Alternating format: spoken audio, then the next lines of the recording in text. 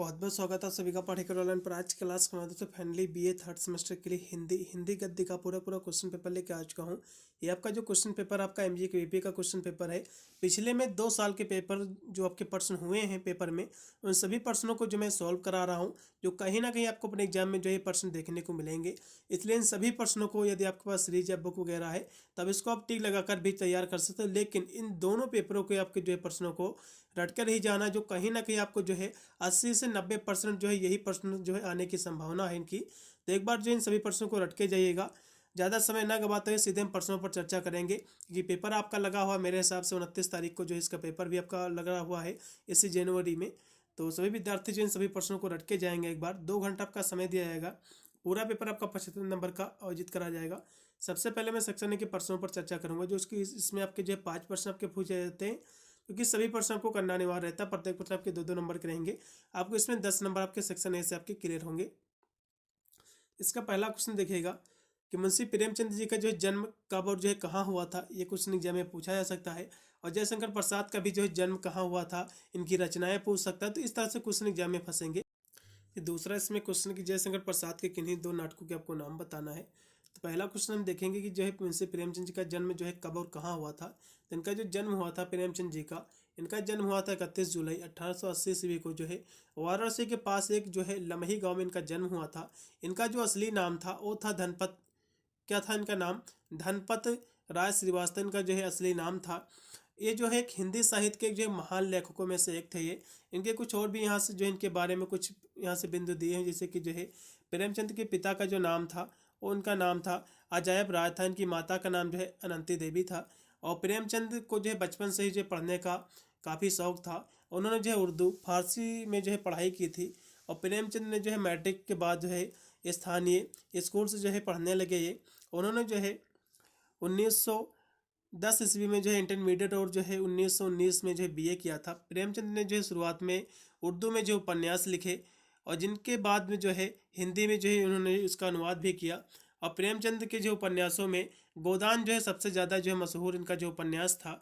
और प्रेमचंद ने जो है ईदगाह और बड़े भाई साहब, कफन, ये जैसे जो है रचनाएं भी जो है लिखी इन्होंने। और फिर जो है प्रेमचंद का निधन जो हुआ था 8 अक्टूबर 1936 ईस्वी को जो है वाराणसी में जो है इनकी मृत्यु हो गई थी, इनका निधन हो गया था। तो इस तरह से आपको लिखना पड़ेगा। फिर जयशंकर प्रसाद के बारे में हम देखेंगे। जयशंकर प्रसाद का जो जन्म हुआ था वो हुआ था 30 जनवरी 1889 ईस्वी को जो इनका जन्म उत्तर प्रदेश के काशी में इनका जन्म हुआ था।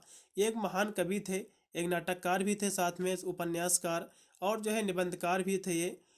जयशंकर प्रसाद जो है द्विवेदी साहित्य के जो है छायावादी युग के जो है कवि थे एक। और जयशंकर प्रसाद के हम नाटकों की यदि हम बात करें तो इनके नाटक एग्जाम में पूछे जाएंगे। सज्जन जैसे कि हो गया, ठीक है। और भी बहुत सारे इनके जो है जो नाटक सबसे ज़्यादा इनके जो पॉपुलर थे वो थी आपका जो है जैसे कि अजातशत्रु हो गया और जो है ध्रुव स्वामिनी, जो कि जयशंकर प्रसाद के आपके पाठ्यक्रम में भी संकलित है। तो इस तरह से जो है आपके एग्जाम में पूछा जा सकता है। कामायनी हो गया इनका लिखा, और कंकाल, तितली, इरावती, छाया, आकाशदीप, आंधी, इंद्रजाल, ये सारी जो इनकी रचनाएं जो पॉपुलर रचनाएं हैं एग्जाम में पूछा जा सकता है। फिर देखिएगा पाठ्यक्रम में जो है संकलित किन्हीं 2 कहानीकारों के आपको नाम बताना है। आपके पाठ्यक्रम में जो कि काफ़ी कहानियाँ आपकी दी हुई हैं, तो 2 कहानीकार के आपको नाम बताना, उनकी कहानियाँ आपको लिखनी है। फिर आपका है भारतेन योगिन, हिंदी की जो है 2 निबंधकारों का आपको नाम लिखना है। फिर आपका है उपन्यास को जो है परिभाषित कीजिए, उपन्यास किसे कहते हैं। तो तीनों क्वेश्चन देखेंगे। तो पहले हम देखेंगे कि हिंदी कहानी जो कि आपके पाठ्यक्रम में संकलित है, तो पंच परमेश्वर कहानी आपके पाठ्यक्रम में दी हुई है, आपके सिलेबस में है। तो ये जो है मुंशी प्रेमचंद के द्वारा लिखी गई है। ये पाजेब कहानी है जो कि बाल मनोविज्ञानी पे यानी बच्चों की कहानी है, इसमें पाजेब खो जाती है। तो ये कहानी जैनैन कुमार के द्वारा लिखी है। फिर गेगिरिन है, गेगिरिन कहानी जो कि आपकी इसमें मालती की कहानी के वर्णन किया गया इसमें। तो ये भी जो है ये कहानी भी आपके पाठ्यक्रम में संकलित जो कि आज्ञा के द्वारा लिखी गई है। ये पर्दा कहानी जो कि यशपाल के द्वारा लिखित है, आपके पाठ्यक्रम में ये भी कहानी जो है संकलित है। फिर 2 कहानियाँ और भी आपके पाठ्यक्रम में संकलित, जैसे कि तीसरी कसम आपकी फारेसर रेडियो जी की कथ जो है ये कहानी है, ठीक है, आपकी जो कि पाठ्यक्रम में संकलित है। फिर पिता कहानी जो कि ज्ञान रंजन जी की है। तो इस आपके जो कि पाठ्यक्रम में संकलित है सारी कहानियाँ। तो यहाँ से थोड़ा सा आपको बताने का प्रयास करूँगा कि जो है पंच परमेश्वर कहानी क्या है। इसकी एग्जाम में समीक्षा करने को पूछ लेगा, तो इसका थोड़ा सा जो है कम शब्दों में इस कहानी के बारे में आपको पता होना चाहिए कि इस कहानी के अंतर्गत क्या है, ये कहानी किसकी है, क्योंकि इसमें जो है कोई ना कोई जो है 2 से 3 क्वेश्चन जो है इसी कहानी में सबके एग्जाम में जरूर फंसेगा, समीक्षा करने को पूछ लेगा, फिर जो है इसका जो है सार अपने शब्दों में दीजिए, तो इस तरह से एग्जाम में क्वेश्चन फंसेगा। इसलिए मैं पहले आपको बता रहा हूँ पंच परमेश्वर कहानी, इसके बारे में आपको पढ़ लेना है, इसमें क्या जो है उल्लेख किया गया है, ठीक है, जो मन शेख अलगू चौधरी के बारे में, ठीक, इसमें जिक्र किया गया, तो इसके बारे में आपको जो है लिखने को एग्जाम में पूछ सकता है, इसका जो है सारांश लिखिए, तो इस तरह से एग्जाम में क्वेश्चन बनेंगे। फिर जो है पाजेब कहानी की समीक्षा कीजिए, तो इस तरह से एग्जाम में क्वेश्चन जो है देखने को मिल सकते हैं। ये ग्रीन कहानी का जो है केंद्रीय भाव बताइए, पर्दा कहानी की समीक्षा कीजिए, तो इस तरह से एग्जाम में क्वेश्चन आपके फंसेंगे। तो इस तरह से जो है सभी कहानियों के बारे में आपको पता होना चाहिए।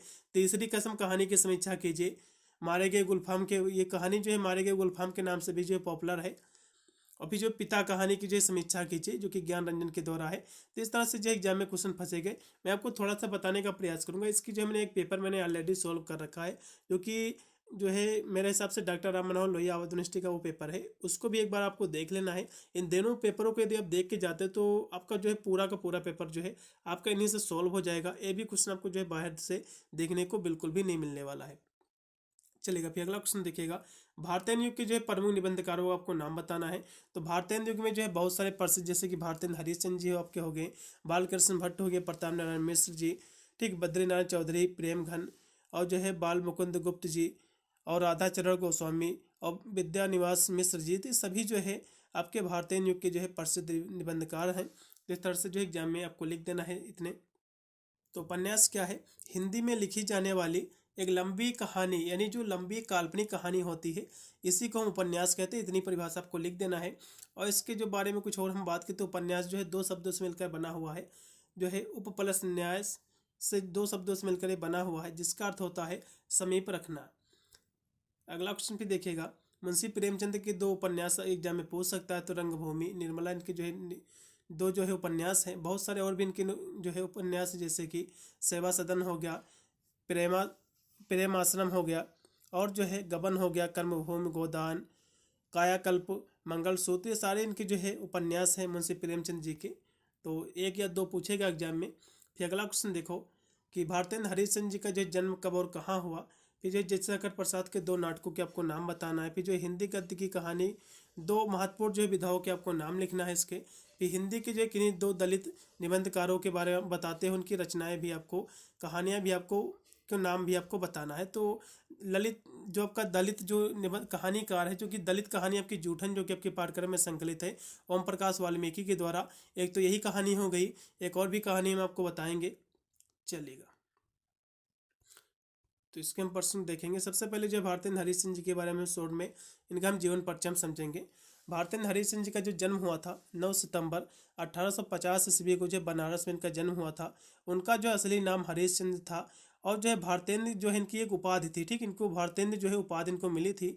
और वे एक जो है कवि, लेखक और नाटककार थे। उन्हें जो है आधुनिक हिंदी साहित्य का जो है रंगमंच का जनक जो है माना जाता, तो हिंदी साहित्य का जो जनक माना जाता है भारतेंद्र हरिश्चंद्र जी को ही माना जाता है। तो इसके बारे में जो इतना आपको शॉर्ट में पता होना चाहिए, एग्जाम में क्वेश्चन जो देखने को मिलेगा। फिर आपका अगला क्वेश्चन कि जयशंकर प्रसाद के जो है 2 प्रसिद्ध नाटक आपको बताना है। तो इनका जो 2 प्रसिद्ध आपके नाटक है, तो ध्रुव स्वामिनी, ठीक है, जो कि आपके पाठ्यक्रम में भी आपका संकलित है, ध्रुव स्वामिनी, तो यही आपका हो गया। और जो चंद्रगुप्त हो गया, अजातशत्रु हो गया, स्कंदगुप्त, तो ये सारे जो इनकी कह सकते हो बहुत ही प्रसिद्ध जो है नाटक हैं। तो इस तरह से आपको अपने एग्जाम में लिख देना है, जो क्वेश्चन यदि पूछा जा रहा है तो। फिर देखो हिंदी गद्य के 2 विधाओं के आपको नाम लिखना है। तो हिंदी गद्य की विधाएं जैसे कि उपन्यास हो गया, निबंध हो गया, आलोचना हो गया, कहानी, नाटक, जीवनी, आत्मकथा, रेखा चित्रण, यात्रा वृत्तांत, रिपोर्टाज, डायरी, गद्य, काव्य, ये सभी जो है हिंदी गद्य की जो विधाएं हैं, ठीक है। तो 2 विधाएं पूछेगा, तो इसमें से कोई भी जो है आप 2 विधाएं आप लिख सकते हैं। फिर अगला क्वेश्चन देखिएगा, जिससे कि डायरी जो है, डायरी एग्जाम में पूछ सकते हैं कि डायरी किसे कहते हैं, रिपोर्टाज किसे कहते हैं। तो इस तरह से जो शॉर्ट क्वेश्चन जो है शॉर्ट वाले आपको पूछ सकता है एग्जाम में। तो इसका जो मैंने आपको बताया कि जो है हिंदी का पेपर जो मैंने सॉल्व किया है, मैं आई बटन में लिंक दे दूंगा, उसमें मैंने काफ़ी जो है विधिवत उसको मैंने आपको समझा रखा है सभी के बारे में, एक बार आपको देख लेना है। फिर हम अगला क्वेश्चन देखेंगे कि हिंदी की जो है 2 जो है दलित कहानीकार के बारे में हम देखेंगे।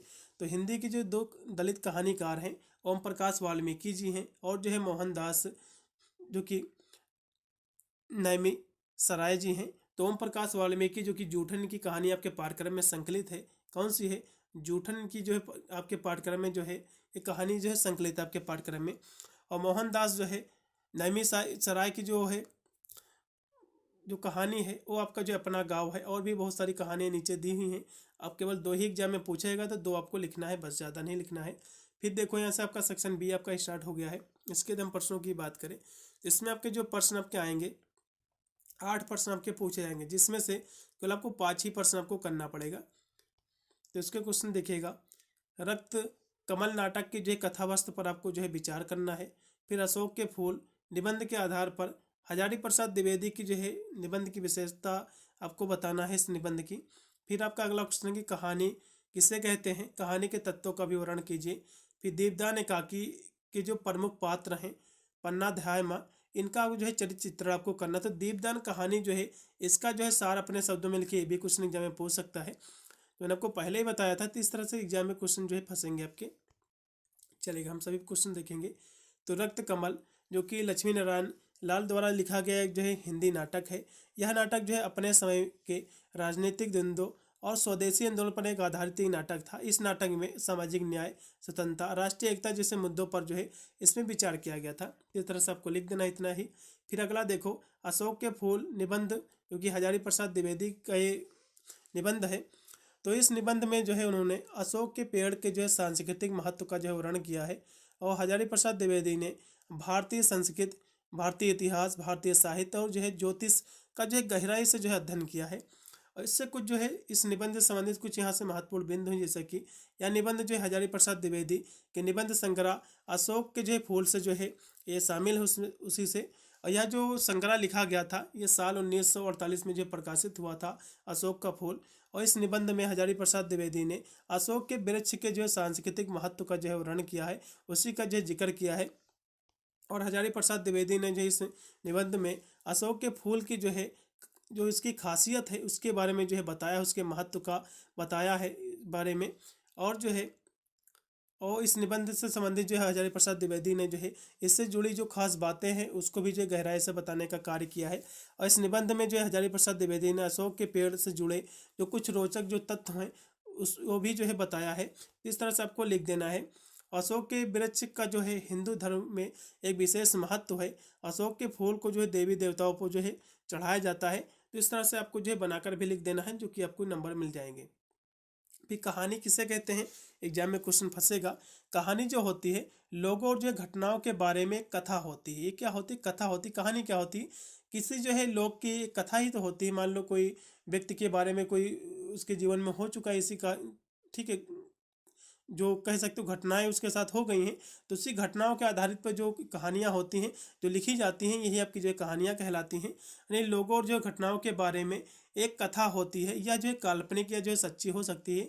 कहानी जो होती है 2 प्रकार की हो सकती है, क्योंकि कहानी कुछ जो है सच्ची भी होती है, कुछ जो है काल्पनिक भी हो सकती है। और कहानी को जो है गद्य या पद्य में जो है लिखा या जो है सुनाया जा सकता है। और कहानी का मकसद जो होता है आपके पाठकों या जो है श्रोताओं का मनोरंजन करना, शिक्षा देना और किसी वस्तु स्थिति से जो है परिचित कराना, इसका मुख्य जो है कार्य रहता है। इस तरह से आपको लिखना है। फिर आपका दीपदान एकाकी का जो है जो कि इसकी प्रमुख पात्र पन्ना धाय माँ है, इसका जो है चरित्र चित्रण कीजिए। एग्जाम में क्वेश्चन फंसेगा जरूर। तो दीपदान कहानी क्या है आपने पढ़ा भी होगा, कोई ज़्यादा कहानी जो है कठिन नहीं है, एक बार आपने पढ़ा होगा तो ऐसे आपको याद होगा। इसमें जो पन्ना धाय माँ का जो किरदार है इसमें क्या है, ये जो है पन्ना धाय में जो है राणा सांगा के बेटे राणा उदय सिंह की जो है धाय ये जो है उसका देखभाल करती थी, जिसको हम धाय कहते हैं।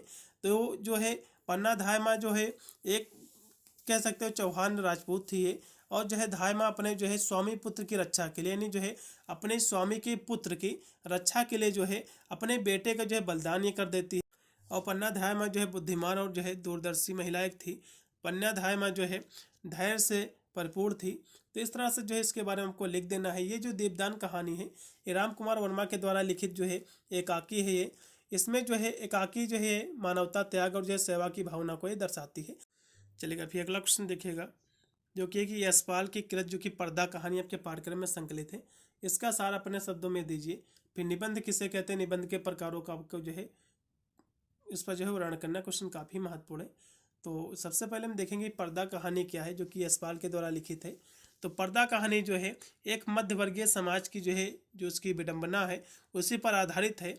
एक जो है ये जो कहानी है समाज की जो है जो परंपराएं हैं उसकी जो रूढ़िवादी जो मूल्य पर जो है प्रहार करती है। इस जो है कहानी के जरिए जो यशपाल ने जो है पर्दा प्रथा और उससे जुड़ी जो मानसिकता है उसका जो विश्लेषण किया है इसमें।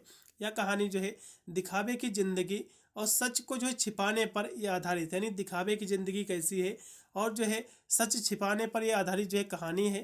ठीक है, इस कहानी में जो है पर्दा दिखावे की जिंदगी के पीछे सच को जो है छिपाने का प्रतीक है, यानी दिखावे की जिंदगी कोई और है, ठीक है, उसके पीछे की जो है जिंदगी कुछ और है। तो इसी के बारे में जो इसमें बताया गया है। यह कहानी जो है गरीबी और उससे जो है होने वाले दुखद परिणामों को जो है दर्शाती है। इस कहानी में दिखाया गया है कि कैसे जो है परंपरा और जो है सामाजिक नियम व्यक्ति के जीवन पर जो है कैसा असर डालते हैं, इसी के बारे में जो इसमें दिखाया गया। तो एक बार आपको पढ़ लेना है। यशपाल की जो कहानी है तर्क और तूफान के, जो कि 1944 कहानी संग्रह से ली गई है। और ये जो कहानी है इसमें जो है मुसलमान परिवार का जो है इसमें वर्णन किया गया है, जिक्र किया गया है। इसके बारे में आपको पढ़ लेना है। इस कहानी में जो है चौधरी पीर बख्श की गरीबी और उससे होने वाले जो दुखद उसको इसके रिजल्ट हैं, जो परिणाम, उसी के बारे में जो है इसको दिखाया गया है। तो एक बार इसको आपको पढ़ लेना है। फिर निबंध किसे कहते हैं, काफ़ी महत्वपूर्ण क्वेश्चन है। निबंध का मतलब होता है नी प्लस बंधे, ने जो अच्छी तरह से बंधा हो या फिर बांधना, ये आपका जो है निबंध कहलाता है। तो इतनी आपको जो है परिभाषा लिख देना है कि निबंध जो होता है नी प्लस बंध से बना हुआ है, दो शब्दों से, जिसका अर्थ होता है बांधना है, फिर जो अच्छी तरह से बंधा हुआ है। अर्थात जो है वह गद्य रचना जिसमें साफ सुथरी, सरल, विषय अनुकूल भाषा में जो है भाव विचारों को जो है क्रमबद्ध रूप से सुगुफित किया गया हो। ठीक है, यही आपका जो है निबंध कहलाता है। इतनी परिभाषा आपको लिख देना है। और जो है निबंध के कुछ यहाँ से अंग दिए हुए हैं, एग्जाम में पूछ सकता है। इसमें आपका शीर्षक होता है निबंध में, फिर प्रस्तावना होती है, विस्तार होता है, फिर जो है उपसंहार होता है। तो इस तरह से इसके प्रमुख अंग भी जो है आपको लिख देना है यदि एग्जाम में पूछ रहा तो। फरेश्वर नाथ रेणु की कहानी, कला पर आपको संक्षेप में विचार करना है। फिर आपकी दीपदान कहानी जो कि पन्नाध्याय वाली, ठीक है, तो इसके बारे में आपको जो है कथा वस्तु हो गया, इस पर आपको विचार करना है। तो क्वेश्चन एग्जाम में फंसेगा जरूरी। तो फरेश्वर नाथ रेणु की कहानी में जो है इनकी जो कहानी है, ठीक है, ग्रामीण और जो है शहरी जीवन दोनों का जो है चित्रण मिलता है। इनकी जो कहानी कला है इसमें इन्होंने जो है ग्रामीण कहानी और जो है शहरी दोनों के जीवन को जो है विधिवत तरीके से जो है बताने का प्रयास किया है। उनकी कहानी में आंचलिक जीवन के हर पहलू को शब्दों में जो है बांधा गया। आंचलिक क्या होता है, आंचलिक का मतलब होता है जीवन का एक ऐसा भाग होता है जिसमें जो सबसे अच्छा भाग होता है आपके जीवन का, उसी को हम आंचलिक कहते हैं। रेणु की जो है कहानियों में पात्रों की जो है सोच घटनाओं से जो है प्रधान होती है। रेणु की जो है कहानियों की भाषा शैली में जो है जादुई का जो है असर जो है होता है। तो इनकी और भी नीचे कुछ हिस्से महत्वपूर्ण जो है बिंदु दिए हैं, जैसे कि रेणु की कहानी में जो है ग्रामीण जीवन के लोकगीतों का जो है प्रयोग किया गया है। इनकी कहानियों में पात्रों का चित्रण जो है तेजी से जो है होता है। रेणु की कहानी में जो है भाषा पात्रों के हिसाब से है। इनकी कहानियों की जो है परिवेश और परिस्थिति के मुताबिक जो है भाषा का प्रयोग किया गया है। और इनके कहानी में जो है ग्रामीण जीवन का गहन जो है रंगात्मक और जो है रसपूर्ण चित्रण जो है किया गया है। इनकी बहुत सारी कहानियाँ भी हैं, जैसे कि मारे गए गुलफाम जो कि आपके पाठ्यक्रम में संकलित है। ठीक है, तीसरी कसम के नाम से तीसरी कसम कहानी जो है आपके पाठ्यक्रम में संकलित है, फरेश्वर रेणु की ही है, जो कि मारे गए गुलफाम के नाम से भी पॉपुलर है, जो कि आपके पाठ्यक्रम में संकलित एग्जाम में पूछा जा सकता है। अगला देखो, फिर यहाँ से आपका सेक्शन आपका जो है सी स्टार्ट हो गया। इसके बाद हम प्रश्नों की बात करें, 4 क्वेश्चन आपके आएंगे इसमें, जैसे स्कूल आपको 2 ही क्वेश्चन आपको करना पड़ेगा। तो यहाँ से चारों क्वेश्चन मैं आपको करा रहा हूँ, इनको नोट कर लो, जो कि एग्जाम में जरूर फंसेंगे। कहानी तत्वों के आधार पर गेगरिन जो कि रोज कहानी है, जो कि आगे के द्वारा ये कहानी लिखी गई है, इसका जो है कहानी की आपको समीक्षा करना है। फिर आपका तीसरी कसम जो कि फरेश्वर रेणु की जो है ये कहानी है। ठीक है, तो ये जो है कहानी की आपको समीक्षा करना है। ये दो, एक जो है क्वेश्चन में 2 कहानियाँ इसमें दी हुई हैं, दोनों कहानियों की आपको जो है समीक्षा करना है। इनको नोट कर लो, एग्जाम में फंसेंगे जरूर। ठीक है, फिर भारत वर्षोन्नत कैसे हो सकती है, इस निबंध के आपको जो है मूल्यांकन करना है। फिर मित्रता निबंध, इन दोनों के जो निबंध के बारे में आपको जो है मूल्यांकन करना है। क्वेश्चन काफ़ी महत्वपूर्ण है। तो सबसे पहले रोज कहानी के बारे में समझेंगे, जो कि गेगरिन के नाम से जो कहानी आई थी। तो रोज कहानी जो है, ये जो कहानी है आगे के द्वारा लिखी गई है। ये कहानी जो है एक मध्यवर्गीय समाज में घरेलू महिलाओं के जीवन और जो है एक उसकी मनोदशा पर यह आधारित है। इस कहानी में जो है मालती नाम की एक जो है विवाहित जो है महिला का जो है चित्र इसमें किया गया है। इस कहानी में जो है मालती को जो है उदास जिंदगी को जो है दिखाया गया है। रोज कहानी की हम बात करें तो रोज कहानी में जो है मालती का जो हस्बैंड होता है, ये जो है पहाड़ी को सुबह जो है, जो कि एक डॉक्टर का कार्य करता है, तो जो अपना सुबह जो है निकल लेता है। ठीक है। और रोज जो कहानी है इसमें जो है मालती की उदास जिंदगी को जो दिखाया गया है।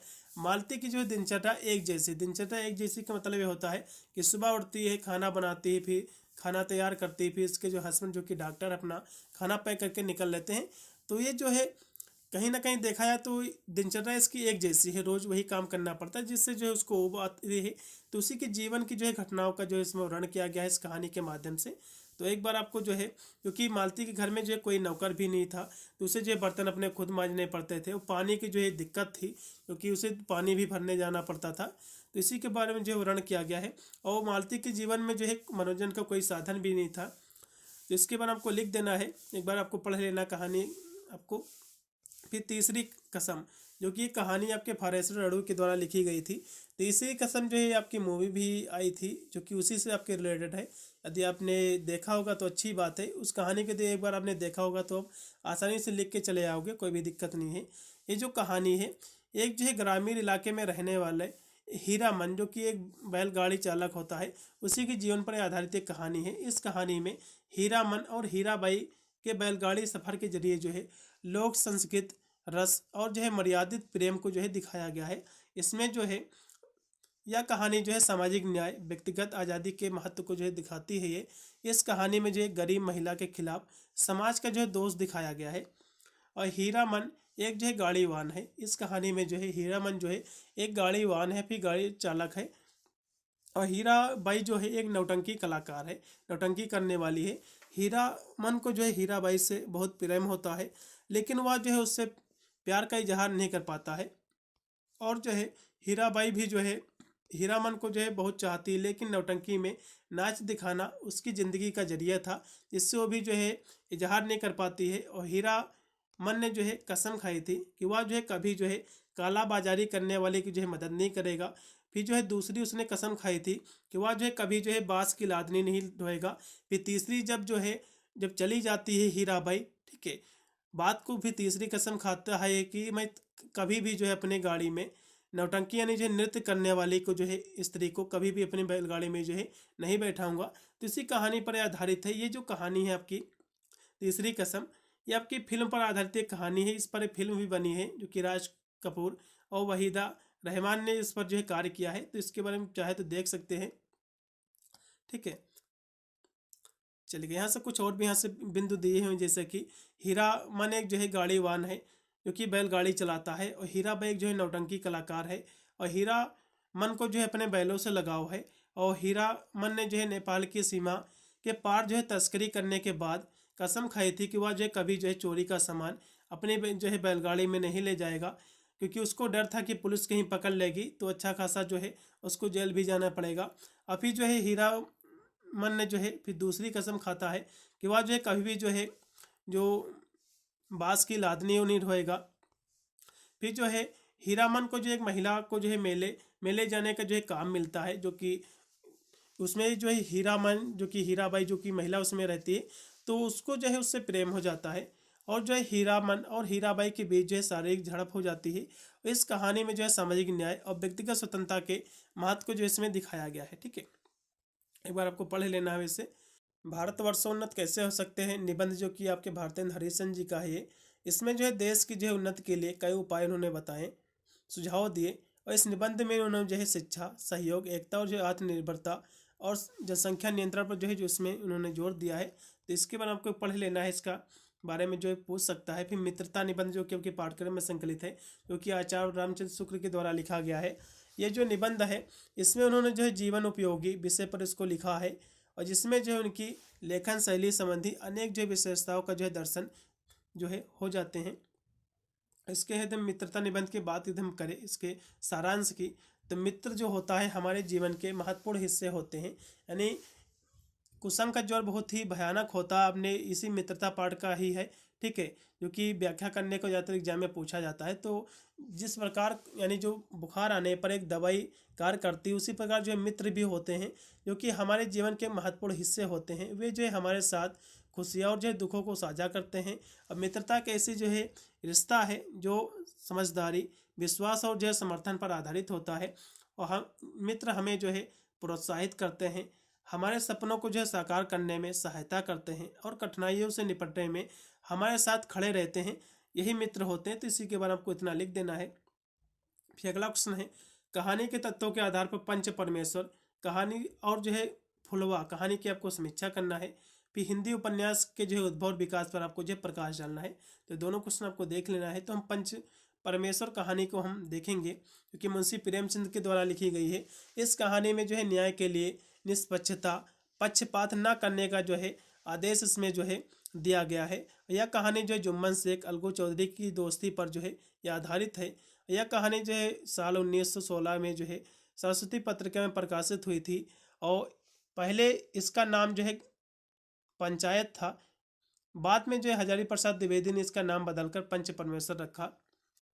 जुम्मन शेख जो कि अपनी खाला की जो है सारी संपत्ति हड़प ली थी। फिर जुम्मन शेख की जो खाला थी अलगू चौधरी के पास जाती है, फिर जो है पंचायत बुलाई जाती है। तो इसी की कहानी पर आधारित है, ठीक है। फिर पंचायत में जो है फैसला होता है। तो इस कहानी के बारे में एक बार आपको पढ़ लेना है, कैसे दोस्ती और जो है को इसमें दिखाया गया है। जुम्मन शेख जो कि अलगू चौधरी आपस में जो है दोस्त होते हैं, लेकिन जो है इसमें न्याय के कारण जो है दोस्ती को जो है त्यागना पड़ता है, ठीक है। सच्चाई का साथ देते हैं अलगू चौधरी। तो एक बार आपको इस कहानी को पढ़ लेना है, आपको पता चल जाएगा कहानी का तर्क क्या है, ठीक है। तो इस कहानी को एक बार पढ़ लीजिएगा। भाई इतने ही क्वेश्चन थे जो कि आपको देख के जाना है। आपके पास सीरीज या बुक होगा तो एक बार इन सभी प्रश्नों को लगा लीजिएगा, ठीक। इतने प्रश्न आपको जो है रट के ही आपको अपना एग्जाम आपको देने जाना है। मिलता हूँ वीडियो के, तब तक सभी को thank you for watching this video.